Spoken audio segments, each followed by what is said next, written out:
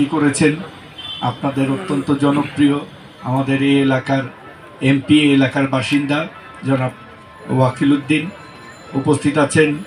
আমার বোন, আমার যে জন্মস্থান আর ওনার জন্মস্থান একই জায়গায়, আমরা একই এলাকার মানুষ।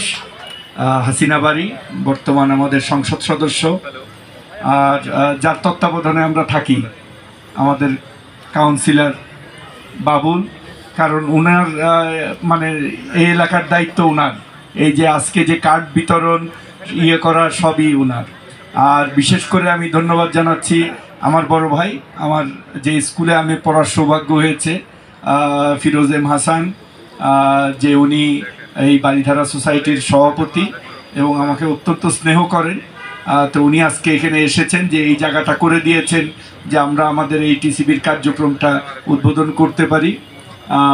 তো আমি উপস্থিত আমাদের যিনি সিনিয়র সেক্রেটারি, উনিও এখানে বক্তব্য রেখেছেন আমার আগে। আমাদের এখানে দুইজন চেয়ারম্যান আছেন, একজন বর্তমান, একজন সাবেক। তো আমরা একটা ট্রানজিশন দিয়ে যাচ্ছি, টিসিবির কর্মকর্তা এবং প্রিন্ট ইলেকট্রিক মিডিয়ার সাংবাদিক ভাইয়েরা এবং যারা সুবিধাভোগী যেসব পরিবারের সদস্যরা এখানে এসেছেন। আমি প্রথমে আপনাদেরকে ধন্যবাদ জানাই।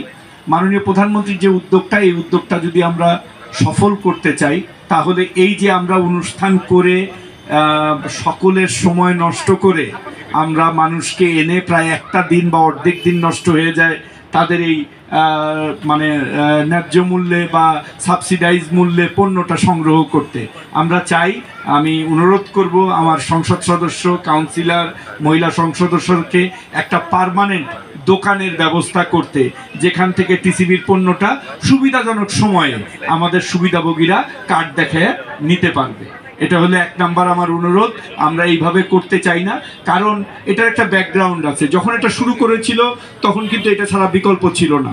আপনারা জানেন কোভিডের সময় মাননীয় প্রধানমন্ত্রী এই খাদ্য সহায়তা কর্মসূচি শুরু করেছিলেন। যারা পিছিয়ে পড়া যারা মানুষ, যারা একটু মানে ইতে আছেন তাদের জন্য তখন ট্রাক সেল দিয়ে উদ্বোধন করা হয়েছে। আমি মনে করি আমরা যদি বঙ্গবন্ধুর যে দর্শনে এই টিসিবি প্রতিষ্ঠা করেছিলেন, যে নিত্য প্রয়োজনীয় জিনিস মানুষের দোরগোড়ায় যেন পৌঁছে দিতে পারে, টিসিবির উদ্দেশ্য কিন্তু ছিল এইটা।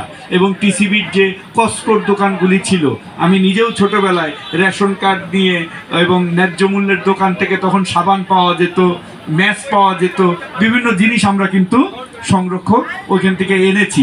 কারণ তখন যুদ্ধ বিধ্বস্ত বাংলাদেশে নিজস্ব উৎপাদিত অনেক কিছু ছিল না, টিসিবির মাধ্যমে এটা আসতো।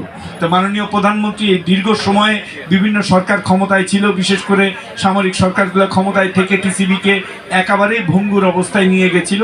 সেই টিসিবিকে মাননীয় প্রধানমন্ত্রী আবার ঘুরে দাঁড়ানোর জন্য আমাদেরকে ম্যান্ডেট দিয়েছে যে আমরা যেন নিত্য প্রয়োজনীয় জিনিস শুধুমাত্র সাবসিডাইজ মূল্যে না, ন্যায্য মূল্যে যেন আমরা দেশবাসীর কাছে পৌঁছাতে পারি, সেই ধরনের একটা প্রতিষ্ঠান হিসেবে দাঁড় করাতে। এবং সেই ম্যান্ডেট নিয়েই আমাদের চেয়ারম্যান এবং টিসিবির লোকজন কাজ করে যাচ্ছে।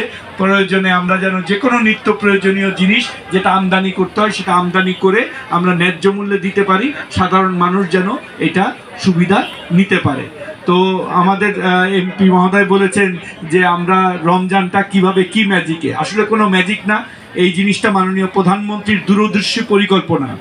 আমরা যখন নির্বাচনে ব্যস্ত ছিলাম, মাননীয় প্রধানমন্ত্রী কিন্তু তখন চিন্তা করেছিল যে সামনে রমজান, তার আগেই উনি যারা এই আপনারা জানেন যে ডলারের সংকট ছিল, তারপরেও 13.5 লক্ষ মেট্রিক টন খাদ্যশস্য নিত্য প্রয়োজন জিনিস উনি কিন্তু ইম্পোর্টের ব্যবস্থা করে দিয়েছিলেন।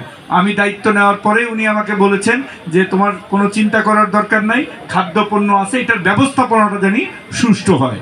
আমি ব্যক্তিগতভাবে বিশ্বাস করি এবং এখন এটা প্রমাণিত সত্য যে আমরা যদি নিত্য প্রয়োজনীয় জিনিসের সরবরাহটা নিশ্চিত রাখতে পারি, তাহলে কিন্তু কেউ কারসাজি করতে পারবে না।